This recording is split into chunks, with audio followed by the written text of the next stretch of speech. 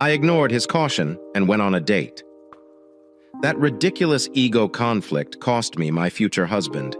My arrogance and pride have cost me dearly in this life. I'd always been warned about it, but I had no idea it would lose me my girlfriend and the opportunity to marry into a lifetime of happiness. This was all because I believed I was the superior person, but my fiancé had taught me a significant lesson.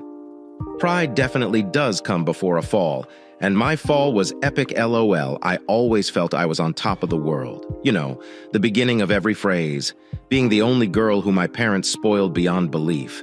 I expected everyone else to do the same. I grew up with everyone at my beck and call. Do not blame me for it, guys. Anyway, that influenced how I grew up and perceived the world. I was feeling hot inside.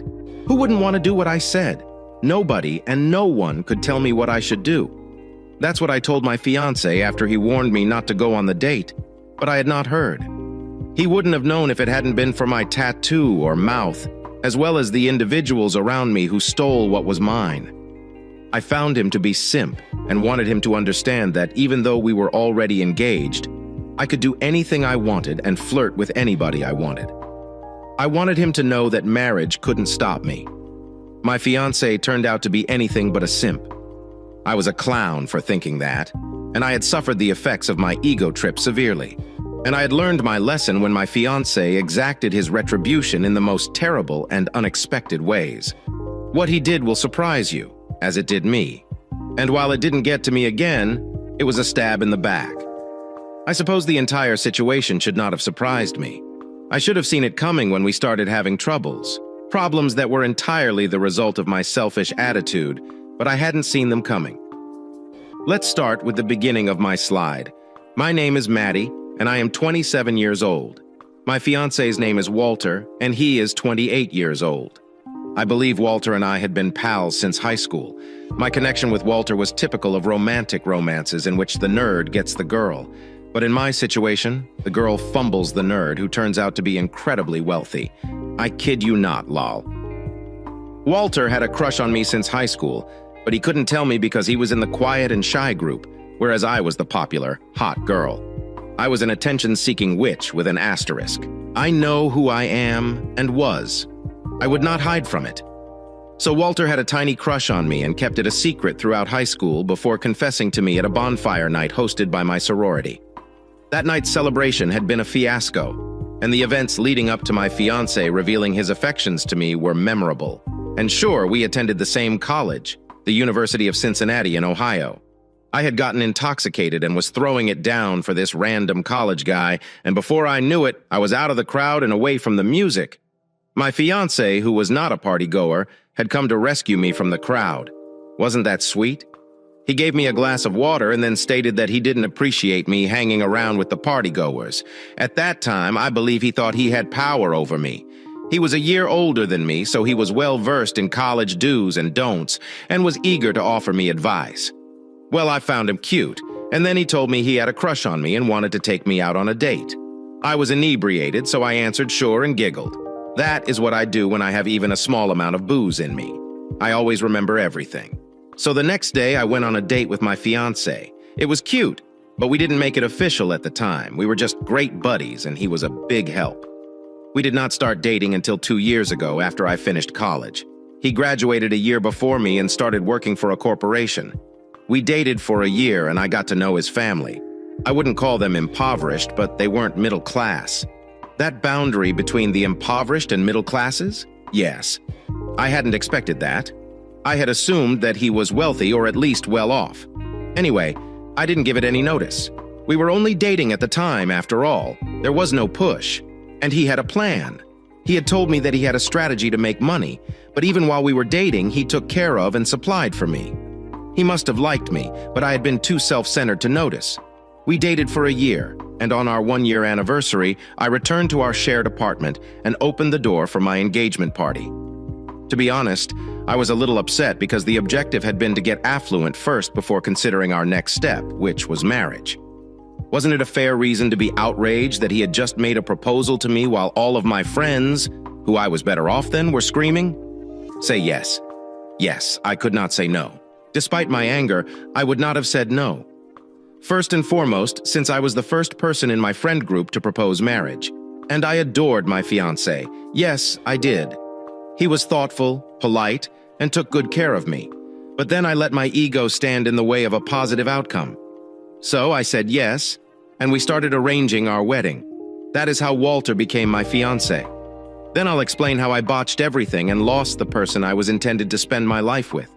I had no idea he'd become wealthy, or that he was already wealthy and learning from his father. My husband never talked much about his parents. He simply informed me that they were still alive and did not want anything to do with him. If I had known he was in line for an inheritance, I would have stayed and lowered my ego a little. Yes, I was a gold digger, and all the other names you call a woman who wants a man's money. I wasn't going to stay in a marriage where I wasn't fully provided for. But if I had realized my fiancé had the potential to become as wealthy as I had always imagined, I would not have gone on that date or done anything I did. I would have been more wary of my relative attempting to take my seat, that sly minx. I knew she was up to no good. Tell them about it. I'd want to assist you arrange your wedding. It is your own people that are out to ruin you. Anyway, I was a materialist, and so did my spouse be. No, I was a materialist. He knew I enjoyed being taken care of. This included gifts, unplanned getaways, spontaneous date evenings, and weekend shopping excursions. Did my hubby happen to know? I was plainly proud, despite his repeated warnings. I recall one instance when we were dating and went to one of my friend's birthday celebrations together. The occasion was for close friends. I was the only one carrying a Birkin bag worth around $2,000, and I never stayed in one location. Everyone wanted to see my bag, and my fiancé boyfriend at the time had persuaded me that if I was prancing around, everyone would notice how much better off I was. He was completely correct, so I could say he knew I was a proud person. I never took no for an answer from him, and I informed him that he had a catch. So if I didn't look well, I could be kidnapped and forced to appear good. I had simply meant the comment as a jest. However, I never imagined it would become my reality. Anyway, our troubles began when things grew difficult, and he wasn't forthright about providing for me, as well as the fact that we were getting married. I told him right away that getting engaged while he wasn't rooted was a horrible idea. But he did not listen. And some of you would believe I was only thinking about myself, but I wasn't. I genuinely had a plan for my future with my fiancé. I just wanted him to get rich first, or at least be able to provide for me without breaking the bank. I was not working, and he was fine with it. However, my concerns began to show, despite the fact that I desired a large wedding, and my fiancé appeared to be capable of providing it.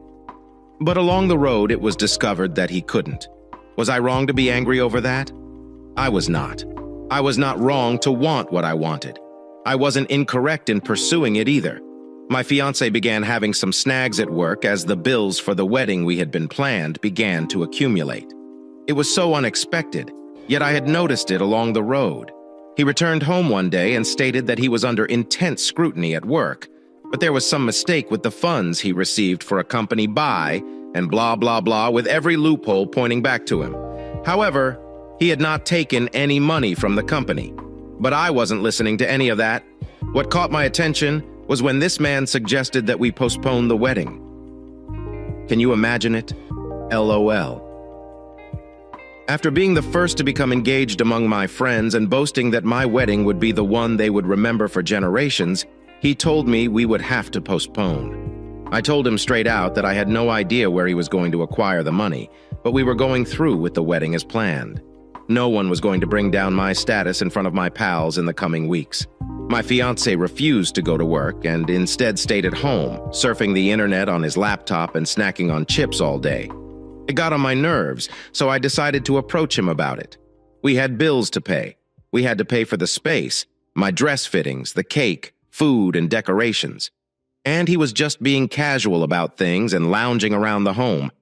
That's when I discovered out he'd been suspended from work. That was the worst news of my life at the time. I had no idea I was in for a show back then, LOL. My spouse had been suspended from work. That was obviously a major setback to the wedding plans because who was going to pay for everything? Definitely not me. He promised me that he would obtain a job soon, but I must admit that I did not regard him in the same way afterward. I was better placed than him in my perspective because only one call to my father was planned for my wedding, but I did not want to rely on him. This was why I wanted my husband to be financially secure before we married, to avoid situations like this in my head. I canceled the wedding plans because I couldn't marry a man who could lose his job. I lost all respect for my fiancé. I informed him that if he did not want to lose me, he needed to obtain a job. And that had resulted in a major disagreement between us that day. About 2 weeks later, my fiancé started leaving the house again, claiming that he had been vindicated. They discovered that he was not the one siphoning the money. Well, if he had siphoned the money, we would have been 100 times wealthy and could have fled to the Maldives. However, my boyfriend was the goody two-shoes at his office. He stated we could resume wedding planning because he had received a work bonus to compensate for his suspension. He was overjoyed, and I was relieved that he had finally gotten his work back. But I had already done something wrong, and I had no idea what to do. I was wondering what I had done. I began accepting friend requests from men who were unaware I was soon to marry. It had begun with a simple reopening of my Tinder account. I just wanted to see what was going on there. And while scrolling through the hot guys' profiles, I unintentionally swiped right on one. We started talking when I accidentally laughed out loud. It was just casual flirtation, conversation, and getting to know one another. I knew I was about to get married. I knew what I was doing was wrong, but did I come to a stop? No. My betrothed had not truly claimed me in front of my family, friends, and the large throng at my ideal wedding. So I was still a free woman. There wasn't an official ring on it. And what's the harm in a little online flirting? It wasn't like I was ever going to go on a date with the men on Tinder. I really wanted to feel gorgeous and confident about myself. There's this power that we women feel when a lot of guys find us sexy and desirable. And let's not get started on the attention, so that's what it was meant to be. While my fiancé went to work and labored, I received attention from various men online who couldn't stop praising me and boosting my ego. I had no idea my demise would be monumental, or that I was damaging myself for the good things that were supposed to come my way. My fiancé's money had run out, and I had only recently made a down payment on the wedding hall and paid for phase 1 of my wedding dress fittings. This sparked another argument, and my fiancé had the arrogance to propose that I obtain a job. Could you think he wanted me to obtain a job?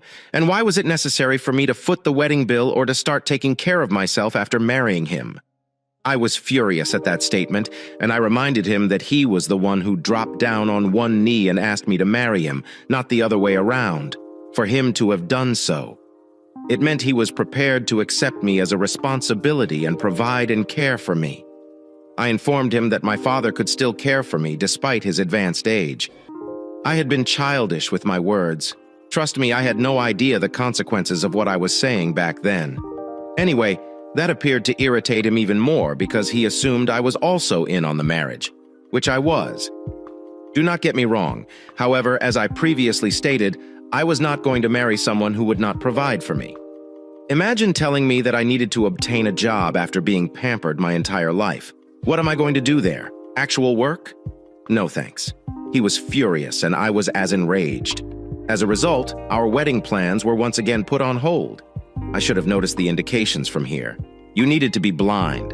Not too, but I suppose it was. My fiancé was too, because who would have put up with my toxic baggage up until now? My fiancé was gone for nearly a week and I made another stupid mistake. One of the men I had been chatting with on Tinder offered me a date, and I accepted.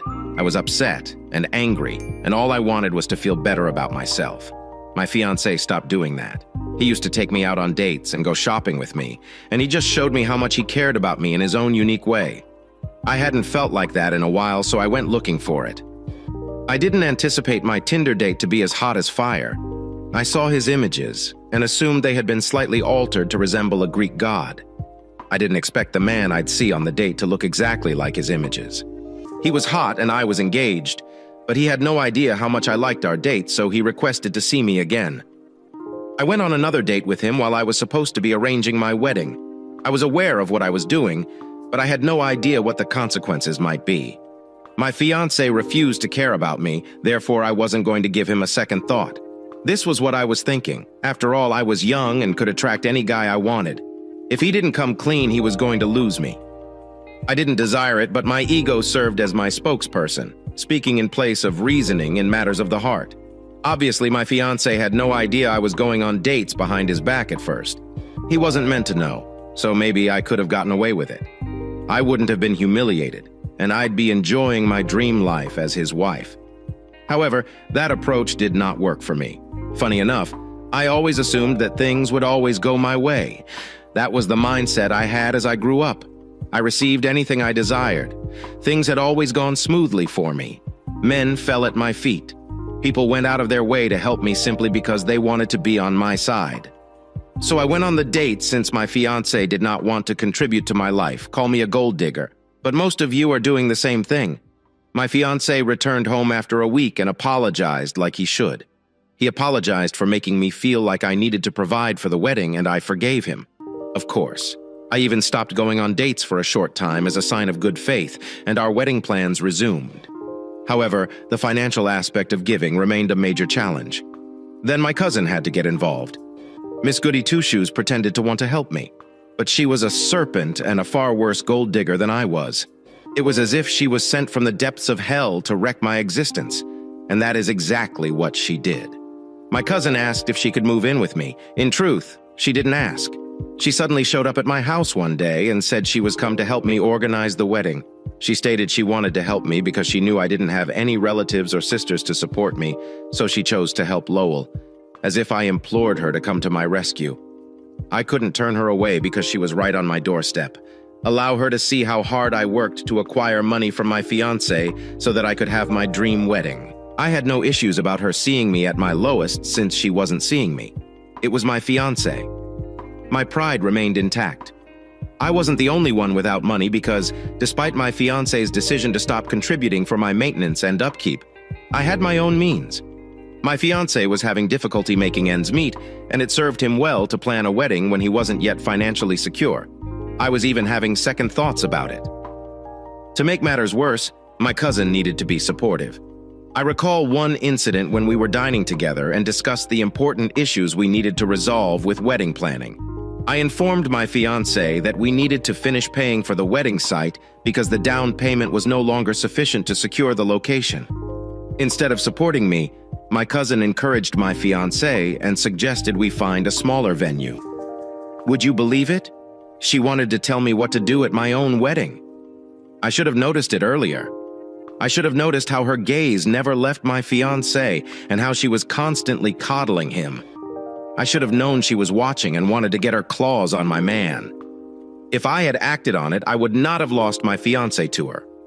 Yes, I lost my fiancé to my two stealing cousins. That was my fault, I agree. But he was mine. Wasn't she supposed to steer clear? No. She was coming for what was mine. I simply choose not to think that my fiancé could be taken away from me. My cousin began assisting Dad with items for my wedding, but I began to wonder why I had allowed her into my home. It got to the point where I had to tell her to stop acting because I was concerned about my wedding. It was my dream wedding, and I would get anything I desired. She should also avoid discussing topics such as cost reduction. If she wanted to talk shit like that, she could go get married. What I had told her that day created a schism between us, and she ceased commenting while my fiancé and I were making preparations. She simply assisted me with errands and accompanied me to my dress fittings. I believed my remarks had driven her away, but she stayed and wanted to help arrange my wedding, unaware that she was trying to cover for my fiancé behind my back. I learned the hard way. If there was one thing I hadn't realized, it was that my future spouse had a big ego of his own, and that led to our final combat, which ended our engagement. My life changed for the worse. For a while, I stopped going on dates because I assumed he was serious about me again. He provided me money to plan my wedding the way I wanted and did not grumble about it. He would buy me a small keepsake when he returned from work and ask if I needed anything.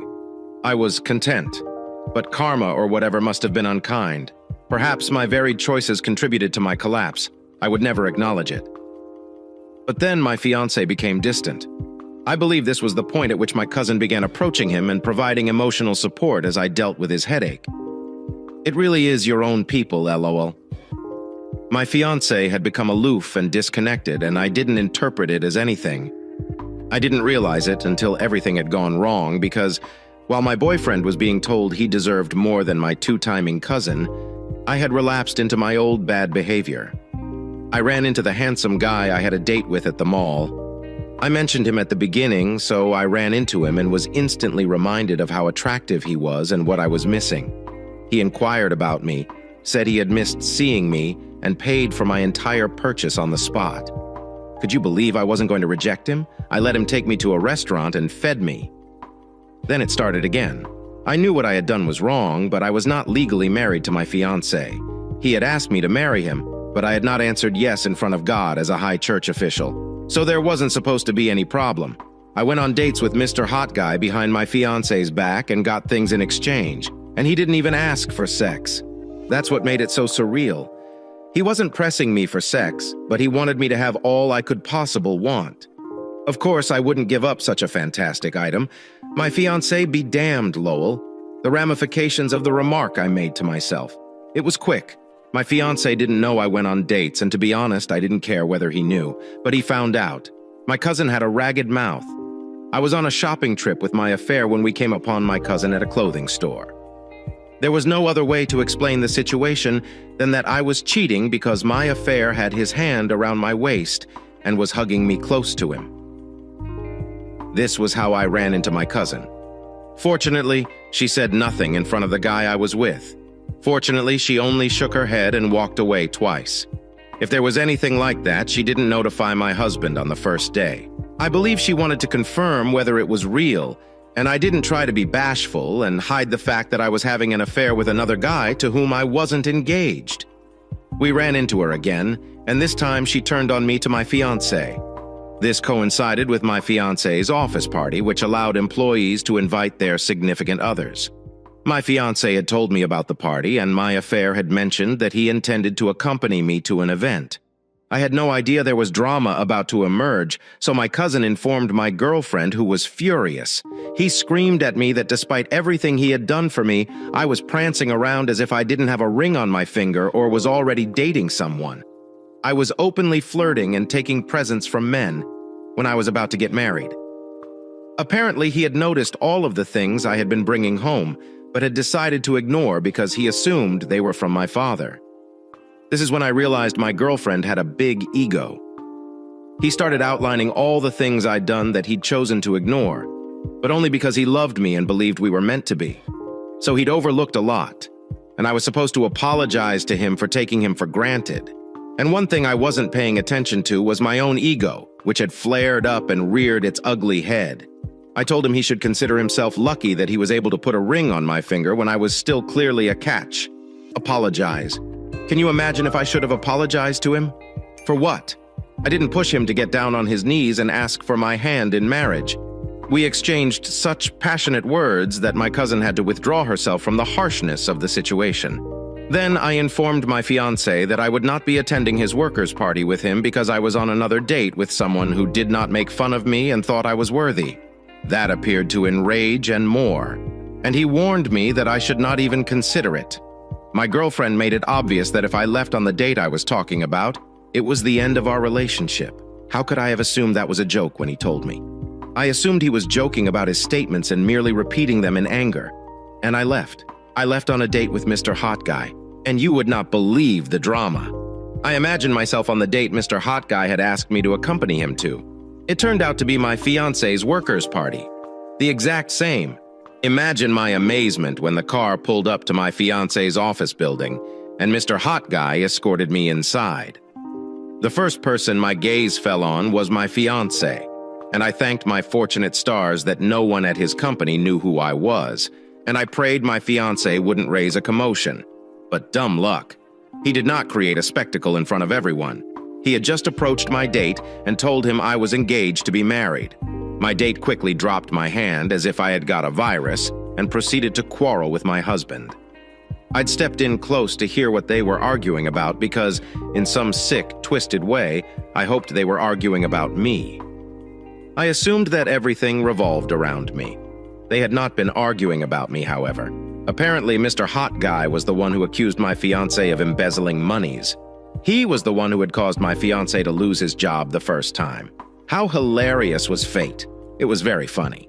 All right, Anyway, I went home that night before the party ended and waited for my future husband to come home so I could beg his forgiveness.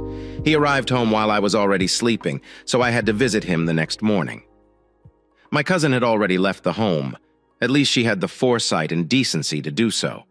So the next morning, I dropped down on my knees and begged my fiancé for forgiveness, explaining that I had no idea what had happened and that I would be the perfect wife and would never longer go on dates.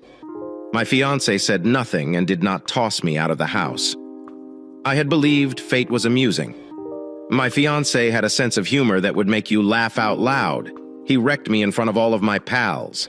I had foolishly continued with the wedding plan since I assumed that it was back on track because he hadn't pursued me out of the house or anything. I didn't realize I was a big joke. 2 months passed. The day of our wedding arrived. I had even used my money to help my father plan the entire thing, and my husband had sat back for 2 months preparing to exact his retribution. I had finished my makeup and hair, put on my dress, and was waiting for the planner to call to inform me that the wedding ceremony had began so that I could march in with my father. I waited and waited. And when it looked like no one was going to call me out. I had seen myself in the church, and you would not believe what I witnessed. My fiancé was kissing my cousin on the altar during my fantasy wedding, which I had funded with my money. He had married my cousin and dumped me at the altar as retaliation for disobeying his warning and going on a date with his rival at work, whom I had not realized was his rival. My companions began to laugh at my discomfort. I was standing in a bridal gown while my fiancé married another woman in front of me. Is there anything worse than that? The weeks following the wedding flew by, and I went to my fiancé's house to demand an explanation, only to find my clothing and luggage outside with a message telling me to relocate them or risk losing them. I had to move my belongings back to my father's place. However, a month later, my father was arrested because he owed a large bank loan, and all of his property, including our house, was seized. They were about to charge him in court, and I didn't know what to do. So I had to go and beg whoever had given him the loan to give us more time to pay it back. My ex-fiancé was found to be responsible for the debt issue. Apparently, my ex-fiancé was the son of one of the bank's board directors. He was the son of the primary decision-maker at the bank. And now he's taken over my fiancé. He did not show me any mercy with the loan, so I had to use my personal funds to bail out my father and pay half of the loan. This was how my life ended up paying off my father's debt because my ego was too huge, and I pushed away something that was meant to work out well in my life. I was meant to be enjoying the luxuries of my ex-fiancé's wealth, but instead, my cousin had taken my place, all due of my arrogance and foolish decision. I hope you, who are proud like me, would learn from my experience and not repeat the mistakes I made in my life. I'm still paying off the loan, and my ex-fiancé didn't even pretend we had a connection in the past. I begged my cousin to intervene on my behalf, but she did not help. She probably thought I deserved it, and I did. Here's the next story. If you want to be happy for the rest of your life, do not marry a beautiful woman. So, in my opinion, it is better to marry an ugly person. My name is John Capone. Yes, I've received a lot of mockery for that, and I will begin my story with the day I met Tess. However, we can take a brief digression to fill in the blanks. Tess and I both worked for a family-owned regional bank based in Austin. Jeff Owens, a headhunter and classmate at Northwestern University's Graduate School of Management, drew me away from Chicago. My objective was to help the bank transition into the 21st century by implementing new back-office automation. I was a senior vice president, earning 6 figures and advancing up the corporate ladder to EVP CEO. I was also a divorced father with a gorgeous 6-year-old daughter named Robin. Tess managed one of the city's branches. She was one of the fastest kids at the bank, thanks in part to her SMU MBA and hunger for success. At the age of 27, she supervised the bank's second most lucrative branch. I had been leading the back-office operations division for about a year and had only heard of Tess as a rising talent. Tess Baker called my office to complain about a supervisor in my division. Joyce Denby appears to have engaged in a heated debate with one of the cashiers. Tess. It was one of those scenarios that occurs in any industry, sales versus operations. After hearing Tess Baker's account of the occurrence, I answered, "Miss Baker, this is the first time I've heard of this, and I'd like to speak with Ms. Denby before to take any action. That seems fair. I am confident you would do the same if a bank customer complained about one of your employees. I will contact you by the end of the day. You're correct. That is what I would do. Thank you for looking into it. Before I even hung up, Joyce was standing at my office door. John, might I speak with you for a moment? Sure. Come in and close the door as needed. Joyce closed the door and got right to the point. John, I messed up. I let one of the branch tellers create a fuss about me. Then I confronted her. The branch manager has just called me. I said I would talk to you. That was my fault. I had a dreadful morning and it impacted my work. I'll endeavor to prevent that from happening again. Joyce, are you prepared to call the cashier and her manager to apologize? As soon as I leave your office. Great. Please call soon, as I promise to contact the branch manager back before the end of the day. Joyce, your admittance and willingness to apologize are two of the reasons you will lead your department after Jim Benson retires next year. Joyce made her calls, and before I left that day, I spoke with Tess Baker, who was extremely nice and appreciative of how Joyce and I handled the problem. I asked Tess if she wanted to meet me for coffee one morning, and she accepted. This wasn't the first time I'd met with a branch manager to boost interdepartmental connections, so the meeting was regular. We decided to meet in the Starbucks next to their location the following Tuesday when Tess Baker strolled in. I was amazed. I had heard she was a pretty woman, and she was really tall, thin, beautifully dressed, and had a lovely face. I don't recall ever being so instantly drawn to a woman. My grandma would describe it love like lightning. I tried to summon my courage while we sat over coffee and talked about work. I could have sat here for hours just listening to her southern accent and staring into her beautiful eyes. But when our coffee cups were empty, I excused myself, saying I needed to return to the office. Miss Baker, do you want to eat dinner with me one evening this week? Yes, I would, but only if you start calling me Tess and stop sharing this number with Miss Baker. Is Friday fine with you? My heart nearly jumped out of my chest. She said yes. We arranged that I would pick her up from her place on Friday for our first official date. Our first date began at a nice Creole restaurant and ended with cocktails at a jazz bar downtown. We had a nice evening reminiscing about the past and discussing our future careers. I drove her home and kissed her goodbye. She invited me to join her for a picnic with friends the following day. Tess subsequently revealed that she was just as fascinated by me as I was by her when we met for coffee. That's why Mom chose Friday for dinner, knowing that if we kept getting along, we'd be able to spend Saturday at a friend's picnic. I was on cloud 9 on the way back to my car after ensuring she was secure inside her front door. The picnic on Saturday went well. Her friends appeared to be pleasant, with one exception. I am sure her pal Ted was jealous, but he did not show it. So the day ended without incident. On Sunday morning, I picked her up and drove her to church. This Catholic boy entered a Methodist church and attempted to keep up with the unfamiliar melodies. We sat on the bench with her parents, me on one side, her father Henry on the other, and her mother in the middle. Behind us, her two older brothers sat with their spouses and children. After the service, we proceeded to her parents' home for breakfast.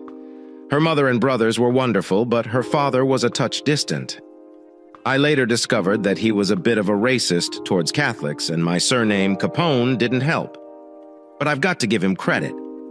According to Tess, he never spoke negatively about me. Our courtship was developing quickly, so I arranged for Tess to meet my daughter Robin the next weekend. On Saturday, I picked Robin up from my ex-wife's place, and the three of us visited the Austin Zoo. I was lucky. Tess and Robin got along well. We had dinner together, and after we had driven Tess home, Robin sat in the back seat discussing how much she liked my new companion. Robin and I spent Sunday together, just the two of us, before I drove her to her mother's house on Sunday night. Sandy even called me at work on Monday. Robin spent Sunday evening telling Roger and me about Dad's, quote, beautiful, very sweet friend, end quote. What's going on, John? Who is this? Tess, are you beautiful and super sweet?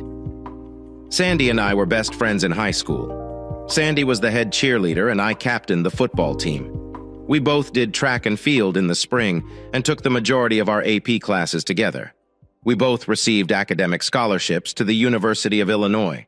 Sandy is absolutely stunningly beautiful and probably the sweetest person you will ever meet. When we weren't dating other people, we were dating each other. In fact, we took each other's virginity and continued to be friends with benefits from the time we were in high school until we got married in college. I only had sex with a few other women and Sandy only slept with 2 other guys. None of these relationships lasted, so we always came back to each other. But what's interesting is that we never fell in love with each other. Our hearts just weren't in it. So why did we get married? It was Robin. Sandy stopped taking the pills for medical reasons and used a diaphragm. A pair of smart college seniors did what couples have done for centuries and got pregnant. I know many couples would go to a clinic to get a quick fix, but that wasn't us. We went home, told our parents, and said our yeses. And life was good. Sandy and I both graduated from college, moved back to our hometown, and got jobs. I worked at a bank in downtown Chicago. Sandy at a local law firm in their accounting department. Robin was either in daycare or with one of our moms. I even went to night school to get my MBA. When a bank in Austin lured me away, Sandy enthusiastically jumped at the opportunity to move to a warmer location. It didn't take long for her to find another accounting job at a law firm in Austin, where Sandy met Roger. I will never forget the night I came home and received the news. Sandy made my favorite dish and dessert. We ate and put Robin to bed before it hit me. We need to talk. John, I've met a man, and we're starting a serious relationship. We've only had coffee and lunch together so far, but I think I've found my soulmate. You and I always knew we didn't love each other as much as we hoped. Do you still think so? I sat on the couch looking at Sandy, my best friend and the mother of my daughter. Sandy? No, I haven't changed. I still love you as a friend, and I'm glad we were able to share our lives with Robin. But I always hoped you would have it all. Where do we go now, Roger? That's his name. Wants to meet you. So I arranged to meet Roger for dinner. I was sitting at a table in a local pub when this very handsome, muscular guy walked in. We met, and Roger got straight to the point. His words just pouring out of his head and heart. John, I'm not the one to ruin a marriage and split a family. If you tell me to leave and never see Sandy again, I'll pack up and leave town. I love her so much. It started innocently. We haven't even kissed yet, but there's a spark between us. And Sandy told me about your marriage and how it worked out. I'm serious. Say the word and I'll leave. Roger's statement made me think for a second. Wow, this guy was right. He was ready to quit and move just so as not to violate his ethics. While I was thinking about all this, I watched his eyes and a slightly noticeable moisture appeared in them. Roger, you and Sandy can find out if it was meant to be. Sandy thinks she has found her soulmate in you. But I have 2 conditions if you plan to become a couple. 1. Sandy and I have been friends for many years, and I don't want to lose it. I would like to continue our friendship, and I promise not to abuse it from this night. I promise not to touch her sexually. I will respect your connection the same way you respected mine until now. 2nd, and this is the most important of the 2, I refuse to give up my daughter. I assume that Sandy will get primary custody of Robin. If you and Sandy become a couple, I never want there to be a dispute where Robin is affected. Robin remains my daughter and she will continue to see my parents and her grandparents. If you agree to my terms, Sandy and I will begin the separation process. Give us some time to work things out. It will be hard for Robin at first, but if everyone behaves correctly, we can ease her pain and help her understand that she doesn't lose our love. What do you say to that? Roger agreed. Sandy and I separated and eventually divorced when it became clear that Roger and Sandy had something that she and I never had. The passionate, romantic love of 2 people who were meant for each other. Sandy and Robin took Roger to Chicago to introduce him to her parents and even spent the day meeting my parents. My mom and dad were worried and upset when I called them with the news. They always loved Sandy and hoped that we would stay together as a family. But I prepared them before Roger showed up at their door. And by the time Sandy, Robin, and Roger left, my parents wished them well, although Dad told me that Mom didn't stop crying for an hour after the door closed. Sandy and Roger were married in a small ceremony at Roger's church. Roger's parents were puzzled by our unique relationship, but they loved Sandy and Robin, and yet I think they were taken aback when I gave away the bride. It was funny to see their friends' reactions when I was introduced at the reception as Sandy's ex. I didn't want to ruin the reception, so an hour later I drove Robin to my new home, a half-mile from where Roger and Sandy had settled down, and the newlyweds were off to the Virgin Islands for their honeymoon. So when Robin told Sandy about my new relationship with Tess, Sandy responded with the same enthusiasm I showed for her and Roger. Tess and I continued to date and continued to figure out how we were a good fit for each other. Similar but not exact ideas related to religion, politics, family, and other important values. There was only one aspect of a committed long-term relationship. Left sex for the first 6 weeks. We only kissed, hugged, or let our hands wander a little. We took our time until Friday night when we exchanged our first, "I love you." We were eating out when Tess said, "I love you." As I spoon-fed her tiramisu, I didn't hesitate. "I love you, Tess. I don't know why I waited so long to tell you." Tess smiled and took my hand. "Can we go to your place tonight? We need to stay at my apartment first. I have my bag packed for the night." We didn't finish the tiramisu. I tossed enough cash for dinner and at least a 50% tip on the table before practically dragging Tess out to hail a cab. A short stop at her house, then at my apartment we were naked. 10 minutes after we closed the door behind us. Damn, her body was out of this world. The most perfect breasts I've ever seen. Flat stomach, but no, six-pack abs, thank God. Long legs with beautiful feet and a perfect ass. What really surprised me were the additional features. Tess had a pin in her belly button and a Chinese character tattoo on her upper back. We made love for hours, fell asleep and got down to business the next morning. She wore me out, thank God. We got to meet her parents at Sunday service. It was hard for me to look her father in the eye given some of the things we did on Saturday. The sex was so great. Tess was so sensual and wild. The belly button jewelry, the tattoo. All this made me wonder for the first time whether Tess was hiding from me the whole truth about herself and her past. But I let go of my doubts. Tess and I got engaged within a month, and we're planning a wedding for next summer. Working in the same bank was not a problem since we worked in different divisions. Well, there was one problem that I will talk about later, but it was not related to the official bank personnel policy. As I said earlier, I was on the fast track to becoming the next CEO at the bank. One of the reasons for my rise was my success in optimizing and automating operations, which saved the bank tons of money. The other reason was more personal. Roy Johnson, the bank's president and major shareholder, took a liking to me. He was great to work with. He was kind of a papa bear in his early 60s with a great sense of business to go with his sense of humor. For several weeks after my arrival in Austin, I spent almost every Saturday as his guest at the golf club. Roy also adored Sandy and was almost as upset about our breakup as my parents. He seemed happy for me the next year when I told him that Tess and I were dating. He even helped improve my relationship with my future father-in-law when he asked Henry to join the four of us at the club when one of the regular members couldn't make it. Big points for me. Plans for the June wedding were in full swing because of the Bakers' religious beliefs. Tess kept her apartment and we kept our sex life a secret. Which isn't to say she wasn't spectacular.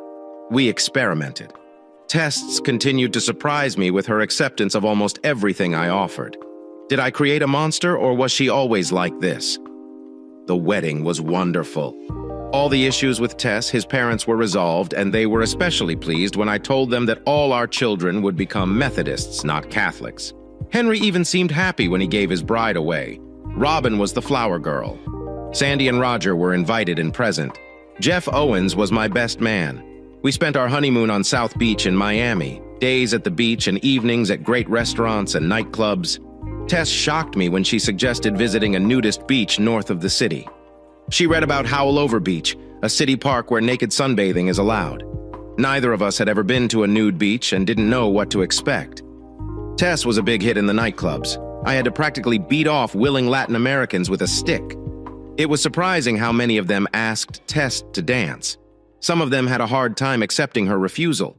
She was dancing with a man and he came to our table, offered to buy us a drink, and politely asked me if he could ask Tess to dance while we were waiting for our drinks. We had a friendly conversation. He was a gentleman. I asked Tess if she wanted to dance with him. She agreed and they went on the dance floor. He didn't try to take her to a dark corner or away from where I could see them, and he didn't touch her where he shouldn't have. I watched them dance and realized that I was not the kind of person who could share his wife with another man. Even this innocent dance was enough to make my blood boil. When they returned to the table, I politely indicated that we were done for the evening. He thanked us both and left. "What was it?" she asked. "He was the perfect gentleman, and if he hadn't, I probably would have intervened and probably started a fight. I don't like sharing. John, you'll never have to worry about me. Okay. Sorry, honey. Maybe watching all those guys looking at you naked on the beach today and watching you dance with him just threw me off. I love the way you look, but that dress is too tight for you. Like you were still naked.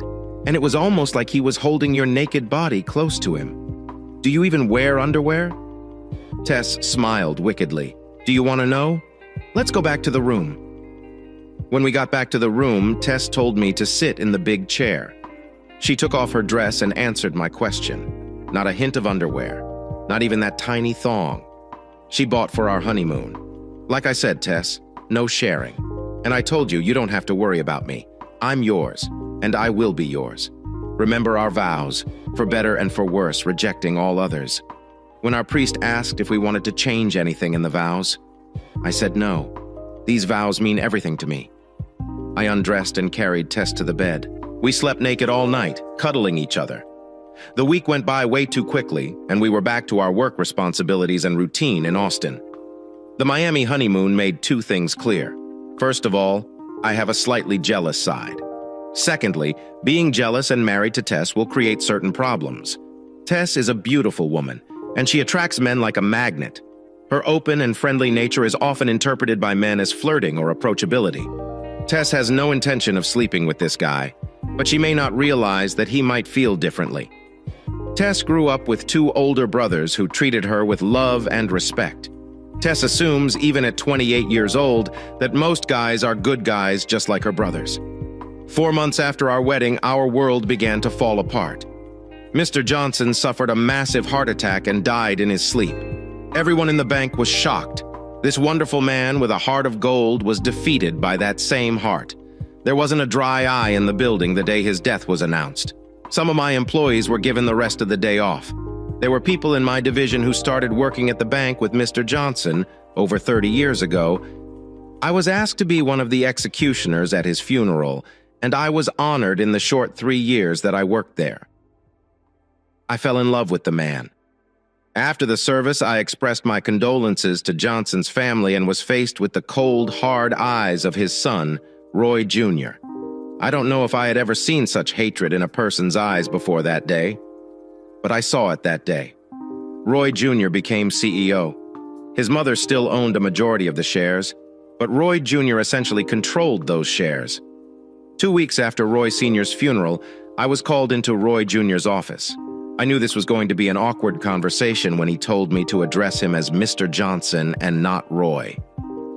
John, I'm sorry, but I'm firing you. I stood there for a second. I don't understand, Mr. Johnson. My grades have been excellent since I arrived.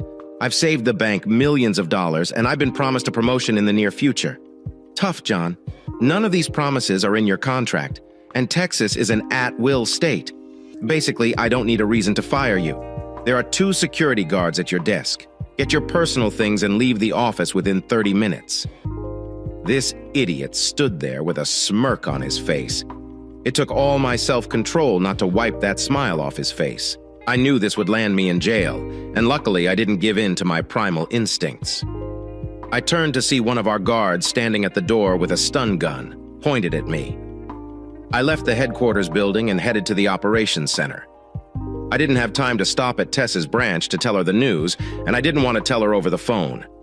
I quickly collected my things from my former office and hurried back to the city center. When I tried to enter her branch, a security guard stopped me. Sorry, Mr. Capone. I have instructions not to let you inside. What? Someone thought I'd take it out on my wife. Look, I'll stay here. Please tell Mrs. Baker that her husband is waiting to talk to her. Tess, of course, kept her last name. Who would do banking business with a branch manager named Capone? 30 seconds later, Tess ran out of the branch. John, rumor has it that Johnson fired you. What's happening? I don't know why, Tess. He didn't give me a reason. He just said I was fired. Look, don't cry just yet. Maybe the board will reconsider Johnson's decision on this. For now, stay away and don't get involved in this. If the worst will happen, I'll talk to our lawyer about my options, so I better be smart. It took every ounce of self-control I had not to knock that little bastard's teeth out. Be smart, Tess. I did speak with our attorney, but have suspended any legal action until the next board meeting. Unfortunately, the board of directors voted 3-2 to support the dismissal. Texas is an employment at will state, but I was still able to get a decent severance package by signing a non-SU agreement with the bank. I felt terrible. Tess married a successful guy who makes a lot of money and is on the rise. She was now married to an unemployed former senior vice president. I found out why Junior hated me so much. He was jealous of the attention his father gave me. Junior had issues with his father, exacerbated by my relationship with Roy Sr. Junior also hated me because I married Tess. I think Junior took notice of Tess, but never found the courage to act. I showed up, won her heart, and he couldn't accept it. This was not the lowest point. Things were about to get worse very quickly. Within weeks of my dismissal, the 2008 banking crisis accelerated. Banks were closing or merging, and bank employees were thrown out into the streets by the thousands, while I struggled to find a new job. Hundreds of resumes have been submitted with barely noticeable results. It also required tests to keep her job. There was no way for her to change banks, although we were both concerned that she was working for those scoundrels who got rid of me. So I stayed home. Sending out resumes and tests, went to work every day for the bastards who threw me out. Tess has been a champion throughout it all. She did her best to encourage me with words of encouragement. I couldn't count the number of times she said, "John, I didn't marry the senior vice president. I married you. These companies are fools for not hiring you. We'll get through this." I even considered changing my last name to Baker, but that would only raise questions if they looked at my high school transcripts. About 4 months after I left, Tess was informed that she had to attend a week-long conference in Denver. This was our first real separation after marriage. The first night Tess called me from Denver, she cried. John Roy Jr. is at a conference. I think it was just an excuse to leave me alone with him and away from you. I couldn't even concentrate. He sat next to me for most of the sessions and then asked me to have dinner with him tonight. I think I'll face an illness and come home tomorrow. I had to think it was hard because I was so angry that my brain cells were shutting down. Wait, honey, stay in your room tonight and order room service. I'll be with you tomorrow night. Hang in there just one more day. Go to your sessions and don't tell Junior I'm coming. We talked for another half hour and I calmed her down. When we hung up, I booked a flight to Denver. The hotel had instructions to give me a room key. I sat in her room waiting for Tess to finish her last session of the day. She walked in and we hugged like there was no tomorrow. Call JR. Tell him to come up here, John. You're not going to do anything stupid, right? Please don't do anything that will land you in jail. Do not worry. I may be Capone, but I'll use my head, not violence. Tess called JR and asked him to come up to her room. I'm sure he thought it was his lucky day. 10 minutes after knocking on the door, Tess let him in, and he didn't notice me in the corner until she zipped it shut. He turned pale when he saw me. It helped that I was holding a golf club that I had purchased earlier at the resort store. Sit down, Junior. Junior sat down on the chair I was holding for him. I positioned myself between him and the door. You can leave now, Tess. I'll join you for dinner after I talk to Junior. John, remember our conversation. He'll be fine. We'll just talk. My promise to Tess to only talk about discussions may have inspired his courage, plus the alcohol I sensed from him, because as soon as Tess left, Junior spoke up. I already got her, you know, last night after she joined. Come over for a late dinner. This took me by surprise, my tease with this idiot. But I quickly recovered. No, you didn't do that. She would never have anything to do with you. You're nothing more than a pimple on a horse's, but you'll never know. Capone, what are you going to do? Kill me like your namesake? Okay, tell me one thing about Tess's body. If you had sex with her, you would have seen it. He thought for a second, then said tattoo. Damn. What happens now? But then I realized that it was too simple. He was just guessing. If it's a tattoo, what does it say? Got him. Butterfly. Wrong answer. Hands. I decided to unload his lie about seducing my wife. Deserved my own lie. Junior. That's why your father didn't love you. That's why he always wanted me to be his golf partner and not you. That's why you're only in office. Because your father died before he could change his will. The week before he died, he told me he was going to get rid of you. He said you were worthless. He was ashamed that you were his son. And the only reason you had a job was because your mother cried to him, shoulder to leave you. But he decided that was enough. You were out. You're nothing. And that's why Tess is my wife, not yours. And why she would never sleep with you, even if you were the last man on earth. I don't think I've ever seen such a broken person in my life. He had no way of knowing that I had made up the story that his father was going to disinherit him, but his low self-esteem told him it was true. Add to my words the fact that the bank was quickly sinking due to the economy and Junior's mismanagement, and you have a broken man. A week after that, the board of directors voted to sell the bank to a large bank headquartered in North Carolina. Junior received a couple of million from the deal, but it was much less than he would have received just 6 months ago, and a couple of million couldn't compensate for his low self-esteem. The latest news was that he had moved back in with his mother and spent every evening in a strange club drowning in alcohol. But that didn't end my problems. I was still out of work, and Tess still needed hers, now working for a large bank. Part of my problem finding another job had to do with my reluctance to leave the region. Robin was in Austin, and the thought of seeing her only a few times a year broke my heart. Less than 6 months later, one of the senior vice presidents of a large bank took notice of Tess. Beautiful woman with style.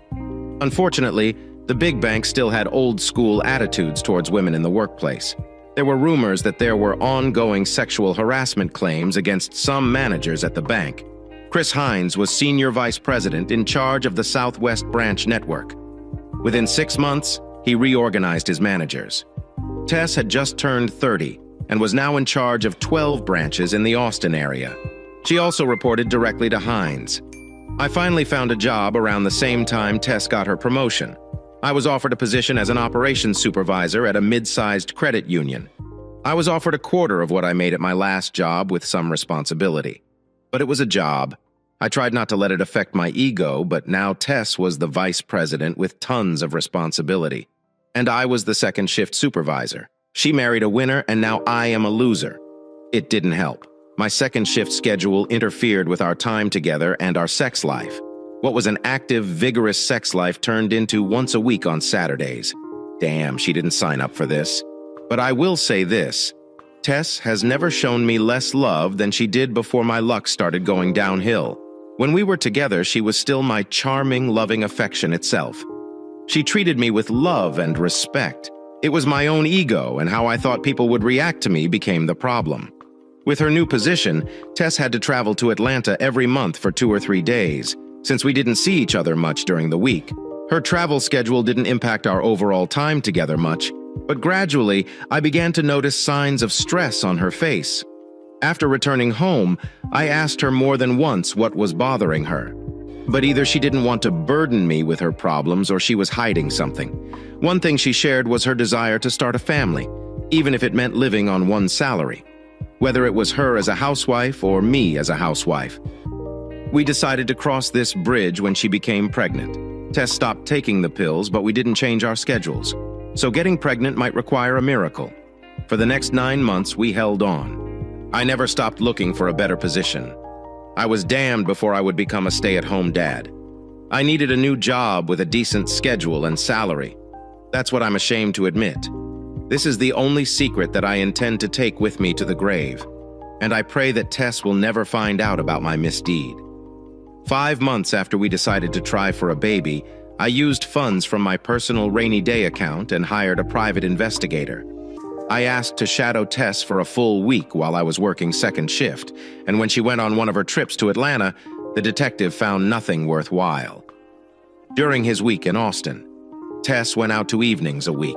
She spent one evening at her parents' house. The other she met a friend for coffee. The 2 days in Atlanta were more troubling. The detective watched as Tess and her boss had dinner at the hotel where she was staying. They had dinner, but Tess limited herself to 1 glass of wine. During dessert, there was a long conversation.